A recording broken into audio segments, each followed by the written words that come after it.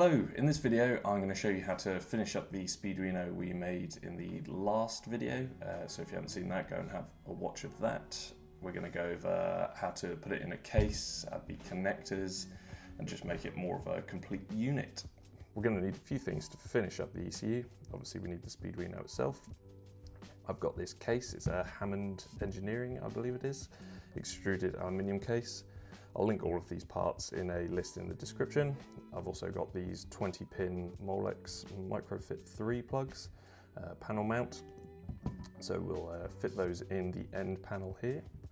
I've got a separate one for the 12 volts, so just a 2-pin there. I've got some wire here and a USB 3 extender cable.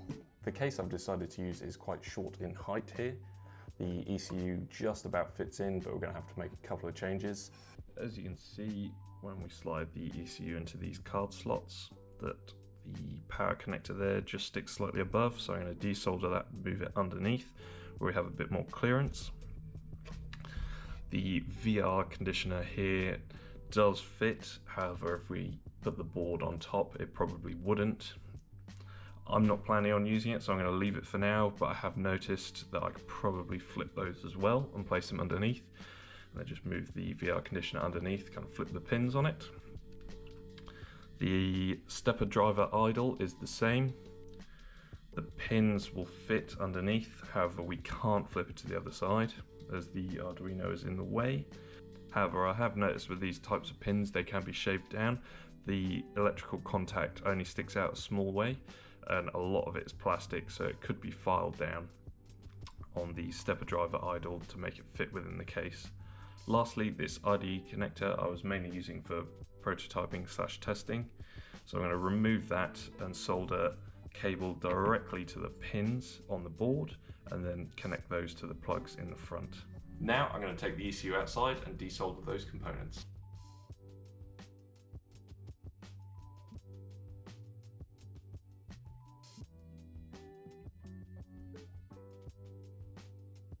So I've desoldered the components that needed to move, the power connector and the IDE connector, and then I've soldered wires in place of the IDE connector. I recommend if you want to use the shortened height case like I'm doing, just don't solder those on to start off with, because that was very difficult to remove them. So much so that I broke the power connector, so I'm going to leave that off for now. You'll get the idea still, and then I'm going to solder a new one on in future. Or you could solder wires directly to the board if you wanted to, the same as we've done with the IDE connector. I've actually also soldered on a Bluetooth header here. This connector is the same as all the other pins on the board. I'll leave a description, except the pins are bent over 90 degrees. And then separately I have this plug here that'll plug onto it. And I'm going to use a little lead. There's this Bluetooth module here. You can solder it straight to the board, but if it's inside the metal case, it'll probably interfere with the signal. So we're going to make a slit and have this antenna poke just outside the front of that end panel. Next, we're going to take the end panel off the case here, and we're going to map out where we want our fittings to go. My current thought is to have the two Molex connectors side by side here, and they're going to have the USB extender cable that we've got. That'll probably sit to the next to it, just below, like so. The 12 volt power I'm going to have in the top right, just here.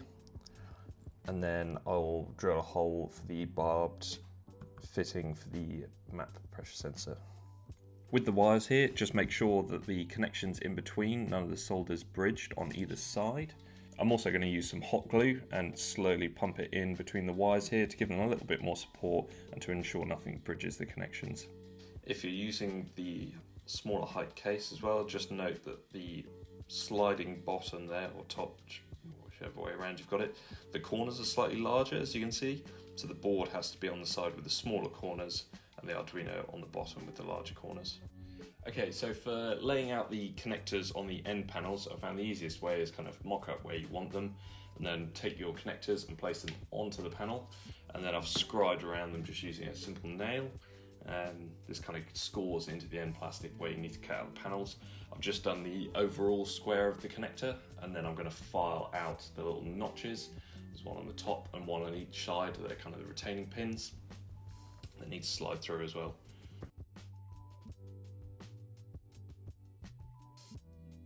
Okay, we've now fitted the plugs into the end of our panel. It's not the best work, but they fit pretty snug, and I'm going to use a little bit of hot glue around the edges, particularly on the back, just to seal them into place. Next, I'm going to take these crimps and a crimp tool. We're going to strip all of the ends of our wires here coming off the board, and we're going to crimp these crimps on the end. Those will then click into place into our end panel, so then we'll have something going between the two. The board can then slide in, and then we'll have these wires coming up and out towards the front, and then our panel will sit on the end. This USB will go into the USB on the Arduino, so we have somewhere to plug in. I don't have the port yet, but I'm going to just use a straight male-to-male barbed fitting. It'll go in the end, and then I have a bit of hose coming off of the onboard map sensor to the end plate.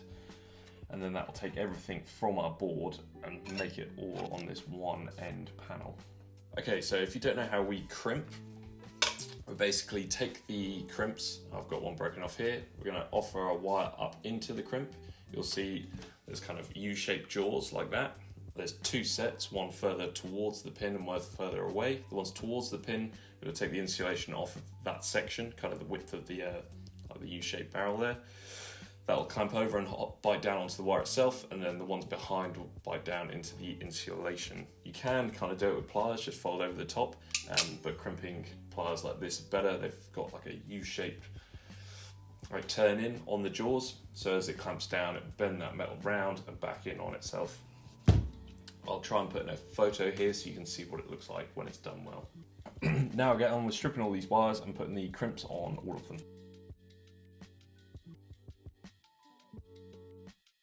Okay, now I'm going to take those wires that off the board and fit them into the plugs on the front plate. At this point you could change the pin layouts if you wanted to from what's standard. I'm just going to essentially copy it straight across, whereas the pins were in one long line, they're just going to be shifted one below the other, so I don't have to make too many notes for the pin layout. As you can see here now, my wires are hot glued in. So they've got like a little bit more strain relief on the wires, and they're going to start plugging them across into the back of our Molex connectors here. This USB plug comes round, and we just simply have this end here, which then plugs into the Arduino underneath. I'm going to put a barb fitting in here, which is where the hose is going to come across and plug into. And then once we've done all that, we can fit that into the case. I've also made up this Bluetooth extender module. So we've got the Bluetooth module on the end here, and then it's just a cable with two plugs on either end, so then it can plug into the header on the board here. You don't need this Bluetooth module, it's just if you want to use Bluetooth, perhaps with a digital dash, something like that. If you want a video on how to code this Bluetooth module, just drop me a comment and I can make a video about that. There's a few things you have to change with a special cable to make it work. So I'm going to start moving these cables, plugging these cables in now, and then we can start assembling the board into the case. Like I said earlier, I broke the battery connector, so I'm waiting on another one of those to turn up. You can either solder wires directly to there and then across to this 12-volt connector, or you can use the battery connector like I'm going to. I just need to wait for it to turn up.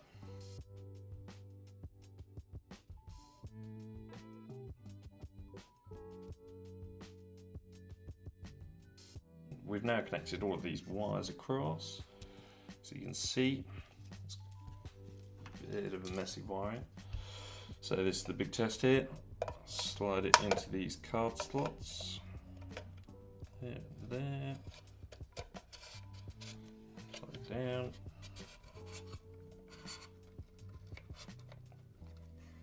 It's a tight fit. See if it does fit there.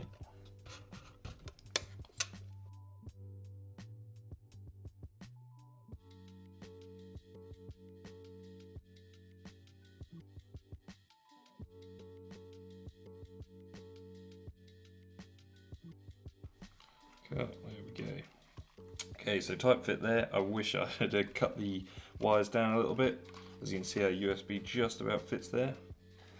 The USB cable, as you saw, was quite a tight fit, so I'm just going to trim down the side here. But if you were to get your own, maybe just try and get one that has a slightly shorter. It doesn't matter too much that we've cut away here, because it's just going to be sitting in one fixed position, and that should give us the clearance we need.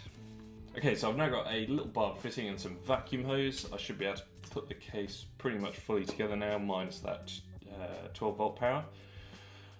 I've got all of the wires soldered to the board and then across to the connector here, and our USB connector on. I've just trimmed down the shrouding on where it comes out of the Arduino so it can make the tighter bend. I've got my little extension cable for the Bluetooth module, which I'll probably leave off for now, but I'll put the cable in just because it'll be on the underside and hard to access once it's in the case. Like I say, I will put a link in the description for the case that's taller than this one because it saves a little bit of the work and a little bit of the ag that I've had to do. But if you want to do the same as me and use this narrow case, which I think just looks a little bit better, then I'll give you a recap in a second, everything I've had to do. Lastly, I've ended up putting a bolt in the top of the boost pressure sensor here. It's just a kind of flat-headed Phillips bolt that I've shaved the head down so it's nice and low profile and just fits inside the case with a nylock on the back. I've also left a little bit of space here in case the Bluetooth module needs to poke out, but like I say, hopefully it'll be fine just tucked up inside.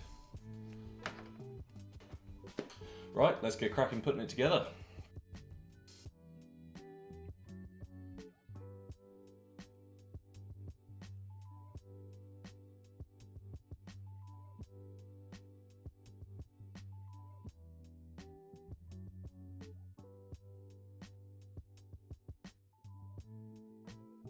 Okay, so we've got the case fully together now.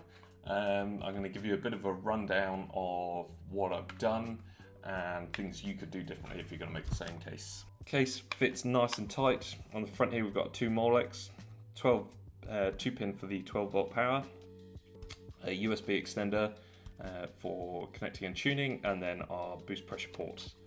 All fits pretty nicely within the case here. I've obviously got this slide off at the top at the moment, but that still slides in place nicely.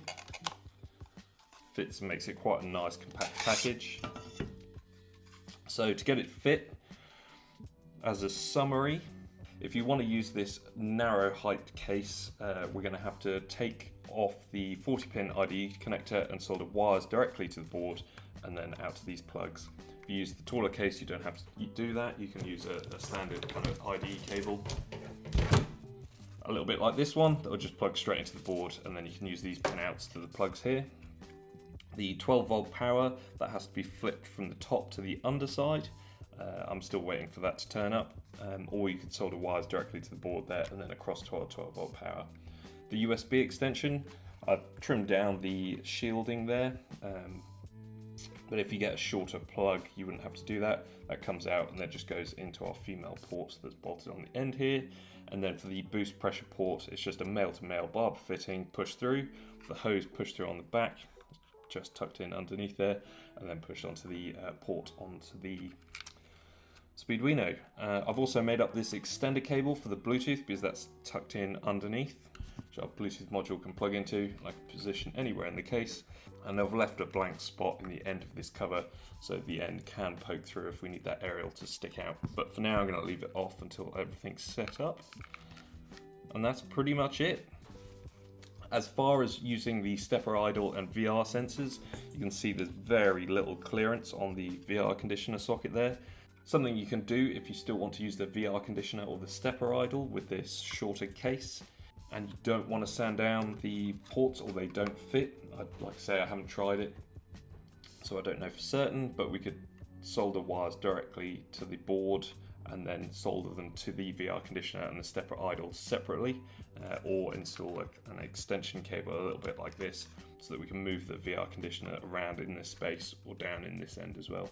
All of the steps I've done here can be repeated much the same for the case that's a little bit taller. Like I said, I'll put that in the description. It just gives you a little bit more space for the IDE connector. Specifically, if you want to use the stepper idle and the VR idle, it's going to make it a lot more convenient there. It just gives you the extra height. If you've got any questions about how I've set this up and wired it, or about your own boards, then just drop a comment and I'll try and answer it if I can. And that's it.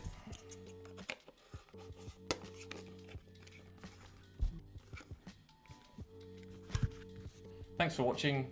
Hopefully that video helps you with your own projects and the video flows okay. I'm just starting to make videos, so probably not the best stuff out there, but hopefully getting better. And if you could subscribe, that'd be a great help. Thanks, bye.